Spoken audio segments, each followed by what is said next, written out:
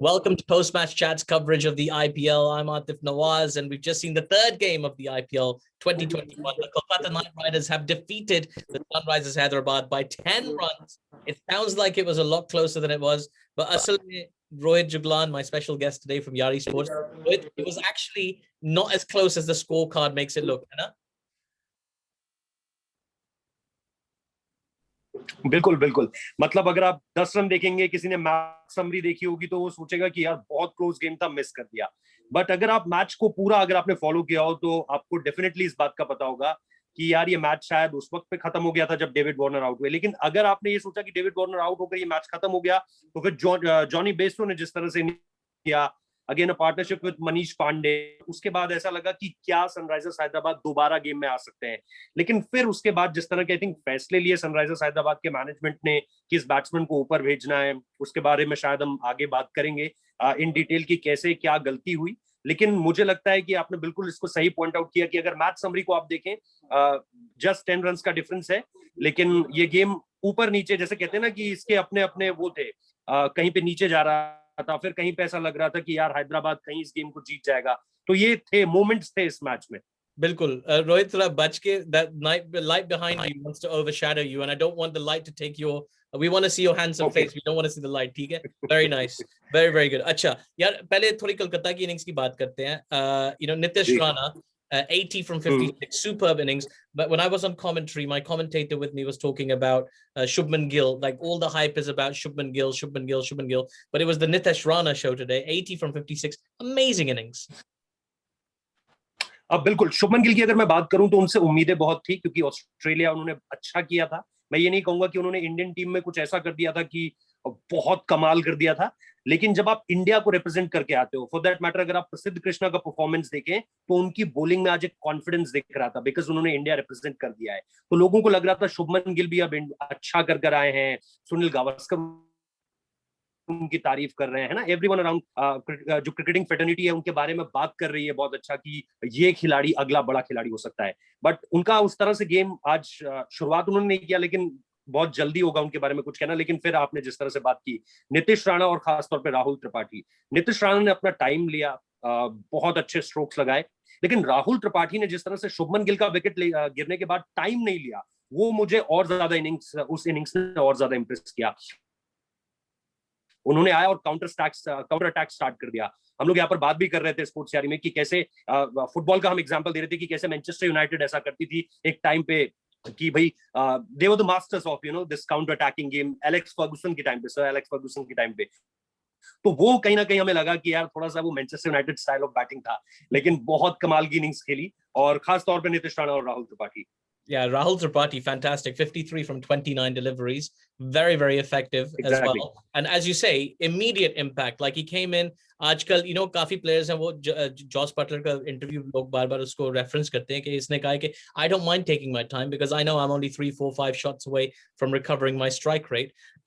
लेकिन यार, this doesn't apply to Manish Pandey, like who I really feel kind of let his side down a little bit today. Like I've seen a lot of negative comments from him. कभी-कभी बंदे से innings नहीं होती, लेकिन वो जब Jonny Bairstow के साथ उसने थोड़ा सा सपोर्टिंग रोल प्ले किया, वो थोड़ी सी उसकी स्ट्राइक रेट पीछे रह गई। What do you think? Am I being overly critical या वाकई उसको थोड़ा सा और पुश करना चाहिए था?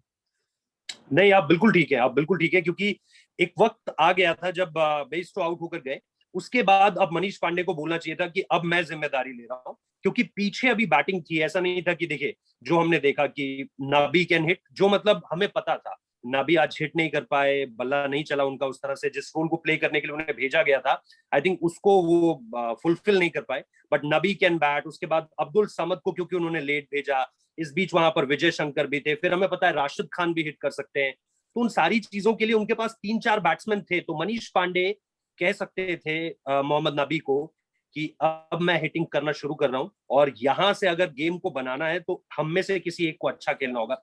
और फिर जब उन्होंने देख भी लिया था कि मोहम्मद नबी नहीं कर पा रहे उस तरह से कंट्रीब्यूट जिस तरह से उन्हें करना चाहिए था, तो फिर अपने आप ये बहुत ही कहते ना कि उनको खुद ही इस चीज को फिर आगे ले जाना था, लेकिन वो नहीं कर पाया। आपने बिल्कुल सही कहा कि उनका स्ट्राइक रेट अल्टीमेटली अगर आप इनिंग्स को देखेंगे और देखेंगे 10 रन से आगे, और आप फिर देखेंगे अच्छा मनीष पांडे का स्ट्राइक रेट इतनी बॉलें खेलने के बाद भी 130 का ही रहा, तो फिर आप बोलेंगे कि हाँ यार, इस इनिंग्स को थोड़ा और बेहतर किया जा सकता था। जब आप इतना स्पेस ले लेते हैं एक मैच का। तो हाँ बिल्कुल, आपने राहुल त्रिपाठी को मैनचेस्टर यूनाइटेड के साथ मिलाया। मैं शायद मनीष पांडे को एस्टन विला के साथ मिलाऊंगा, जिस तरह से वो थोड़े से park the bench, I think that's based on, I'm just extending your metaphor यार। अच्छा चलो, तो I'm going to talk about that 17th over। जब 17th over of the Kolkata innings, the ball was thrown to Mohammad Nabi. Now this is when they're at the death, they're going big. Like, I really thought that this was a bad move at the time, but obviously David Warner had his epiphany. He's decided that I'm going to back Mohammad Nabi with the ball, and he bowled a brilliant over. He got those 2 wickets and 2 balls, the 2 set dangerous batsmen. What a class decision by the captain to throw the ball to Nabi, the 17th over, to a spinner. बहुत कमाल का decision था। और David Warner, देखिए David Warner as a captain Sunrisers Hyderabad के लिए हमेशा outstanding रहे। इसी वजह से बहुत ज्यादा आईब्राउज रेज नहीं हुई जब वो बैन के बाद भी हैदराबाद लौटे। और उसके बाद केन विलियमसन उससे उस वाले सीजन में जिसमें डेविड वार्नर नहीं थे, उनको फाइनल तक ले जा चुके थे। लेकिन बहुत ज्यादा लोगों ने सवाल नहीं उठाए। क्यों? क्योंकि वही खिलाड़ी, वही कप्तान 2016 में उन्हें चैंपियन बना चुका था।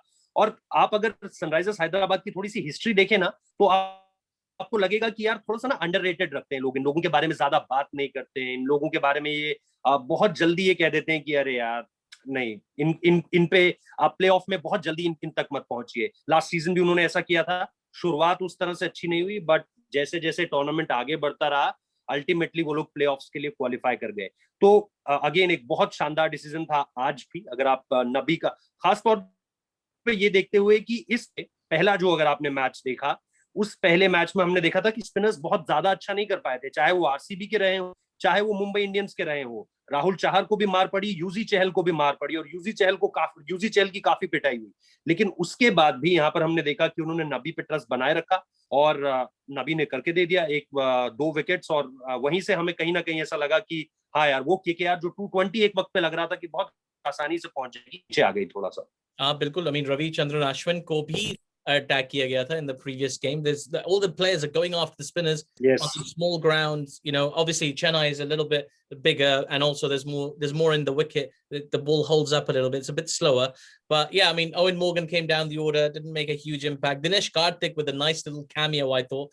22 of 9 balls. Just got that little impetus going at the end. 187 is a big score in Chennai. It felt like a big score. It was always going to take a big effort. लेकिन जब Riddhiman Saha और David Warner दोनों जल्दी out हो गए थे, like it looked difficult. Prasidh Krishna, you mentioned bowling with confidence. What a delivery to get rid of Warner. That was my moment of the match. Outside edge to the keeper. Classic test match style dismissal. What was your moment of the match, Rohit? I think मैं 2 moments के बीच में काफी confuse हूँ। आप शायद मेरी help कर सकते हैं। एक मुझे मतलब मोमेंट नहीं कहूंगा। I think that was a great innings bye, I think Dinesh Karthik के रन्स बहुत कम है, बट वो एक ऐसी इनिंग्स है जिसने डिफाइन करा गेम को। जो हम चैट कर रहे थे उस पर भी मनोज ने वो पॉइंट आउट किया कि कैसे वो इनिंग्स जो है ना, वो इस मैच को, और मुझे लगा कि वो इनिंग्स बहुत सुपर्ब इनिंग्स थी। लेकिन मेरे लिए मोमेंट ऑफ द गेम वो होगा जो पैट कमिंस को छक्का लगाया अब्दुल समद ने। I think that was a statement. वो सिर्फ 6 रन नहीं थे कि मतलब बाहर तो वो वर्बली नहीं बोल पाएंगे हैदराबाद को कि आपने मुझे नीचे क्यों भेजा, बहुत नीचे क्यों भेजा, बट वो एक स्टेटमेंट था कि मैं ये कर सकता था। अब शायद थोड़ा सा दे रहा है। The $2 million man gets hit for a big 6 by Abdul Samad. What a moment it was. Exactly. All of a sudden, the hope was alive as well for the Sunrisers Hyderabad. I mean, it was still a tall order, but they looked like they might have an outside chance. 22 off the last over. It could have happened. That last ball of the 19th over, Manish Pandey couldn't do anything with it. It was another dot ball. And then he finished with a 6, which felt, it's even worse, when he can't hit the 6s early doors. और फिर last ball पे जब 12-13-14 run चाहिए, you hit the 6, it feels almost pointless.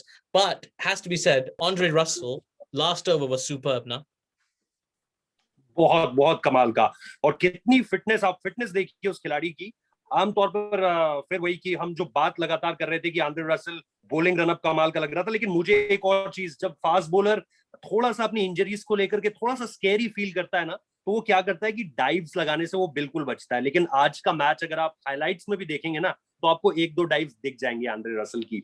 और वो क्या बताता है कि कॉन्फिडेंस है उस खिलाड़ी में अपनी फिटनेस को लेकर। और हम केकेआर की यहाँ पर बात कर रहे थे, इतना बढ़िया सेटअप है। मतलब फिर मैं वो फुटबॉल का एग्जांपल देना चाहूंगा कि फुटबॉल बड़े बड़े क्लब्स ऐसा करते हैं कि अपने जो उनको यंग जो लगता है ना कि यार ये हमारे एसेट्स हैं, यंग एसेट्स हैं, for a Shivam Mavi, Kamlesh Nagarkoti, Andre Russell को जिस तरह से उन्होंने टेक्सास भेजा, टेक्सास में उनकी जो पूरी की पूरी रिकवरी थी उसको लेकर के उन्होंने बोला आप बिल्कुल पूरी तरह से फिट होकर आइए, हम आपके साथ हैं। सुनील नारायण को वो लगातार बैक कर रहे हैं उनके सस्पेक्ट एक्शंस के बाद भी। जिस तरह से इंजरी के बाद शावी, कमलेश नागरकोटी 2 सीजन पूरी तरह से ऑफ रहे, लेकिन उनको बोला कि आप अपनी फिटनेस पर काम करिए।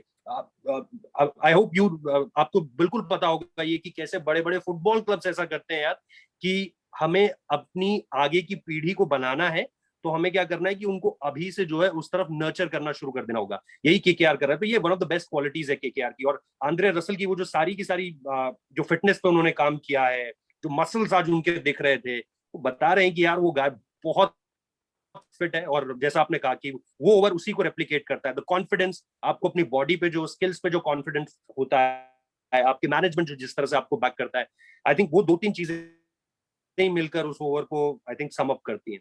It was a very good over, and I like everything about Andre Russell, just like you, except for the new hairstyle. Like I missed the mohawk, that was better. But chalo, kya kar sakte hain? Kolkata has now won. Royal Challengers Bangalore have won as well. And who won yesterday? God, I'm losing my mind. Delhi Capitals won yesterday, of course. Delhi Capitals. Of course. So, they've all made winning starts. Tomorrow is another big game, Rajasthan Royals versus the Punjab Kings, the new brand. They're not Kings 11 anymore. They are the Punjab Kings, like Sacramento, like Karachi, all the simple Kings teams. Where do you see tomorrow's match going? Obviously in England, we're very excited because a lot of English players are in that Rajasthan lineup as well. What do you think? Where do you see that match going? आप अगर ये सवाल मुझसे ना आज से 15-20 दिन पहले पूछते ना, मैं कहता इस मैच पे सबकी नजरें होने वाली हैं, क्योंकि एक तरफ होंगे क्रिस मॉरिस और दूसरे छोर पर होंगे जोफ्रा आर्चर। इनको टैंडम में बॉलिंग करते देखना ना, ये ड्रीम है। This is like a dream come true for any cricket lover. आप न्यूट्रल फैन हो, आपको लगेगा यार इन दोनों को एक साथ बॉलिंग करते हुए देखना है। बट अब missing Jofra Archer, I think Rajasthan हल्का सा थोड़ा सा वीक साइड हो गया है। बट मुझे ये लगता है कि जिस तरह के बैट्समैन हैं उनके पास, और जिस तरह के, अगेन क्रिस मॉरिस बहुत शानदार उनकी रही थी लास्ट सीजन भी, लेकिन इस बार आई थिंक मुझे ऐसा लग रहा है, मैं कल फेवर कर रहा हूँ राजस्थान रॉयल्स को। I am going with Rajasthan Royals. लेकिन मुझे ऐसा लग रहा है कि पंजाब के पास भी अच्छे खिलाड़ी हैं। रवि बिश्नोई मेरे लिए एक फैक्टर होने वाले हैं कल के मुकाबले में। और वो लड़का बहुत मेहनत कर रहा है। हमने इंटरव्यूज किया था, बात की उस लड़के से, बहुत मेहनत कर रहा है। तो ये जो नए खिलाड़ी निकल कर आ रहे हैं ना, आईपीएल इज ऑल अबाउट जब Indian players, young Indian players perform करते हैं। आज का मैच आप देख लीजिए, कल पृथ्वी शॉ की इनिंग्स कमाल की थी। तो इस तरह के प्लेयर्स जब परफॉर्म करते हैं ना, आईपीएल का मजा फिर एक अलग स्टेज पे होता है। तो बढ़िया मैच होगा कल का, शानदार मुकाबला होने वाला है। और मैं ये चाहता हूँ कि राजस्थान जीते। Bilkul, there you go, Rohit. That's good. Most of England will be with you as well because they want to see Rajasthan win. They want to see the English players perform well. But you're right. The IPL has been such a great breeding ground for Indian talent. Surya Kumar Yadav, Ishan Kishan, Prasidh Krishna, even Chakravarti. Who good to see Chakravarti today. The last note about today's game, back in shape. Exactly. I know there's fitness concerns about him last winter, but he looked in good shape and he looked closer to that player that was such an exciting prospect for India. Varun Chakravarthy, जिस तरह से Australia के लिए उनका selection हुआ था, miss out कर गए इंजरी की वजह से। यहाँ सीरीज में उनका सिलेक्शन हुआ था, उस पर भी वो मिस आउट कर गए। बट ये जो मिस्ट्री स्पिनर्स का, आई थिंक कुलदीप यादव जब नए नए आए थे ना, उनके लिए भी मीडिया ने ये टर्म यूज किया था। लेकिन फिर एक बार मैंने बात की उनसे, तो उन्होंने कहा कि मैं मिस्ट्री स्पिनर नहीं हूँ। अगर मेरा आप गेम देखो तो मेरे को लगता है कि इंडिया के पास पहली बार एक ऐसा टर्म है जिसको हम अब यूज कर रहे हैं कि मिस्ट्री स्पिनर है भाई। एक बारी के लिए अजंता मेंडिस के लिए भी यूज किया था। लेकिन आई थिंक जिस तरह से उन्होंने गेंदबाजी की है, खासतौर पे लास्ट आईपीएल में, महेंद्र सिंह धोनी का विकेट हो फॉर दैट मैटर, या जिस तरह से उन्होंने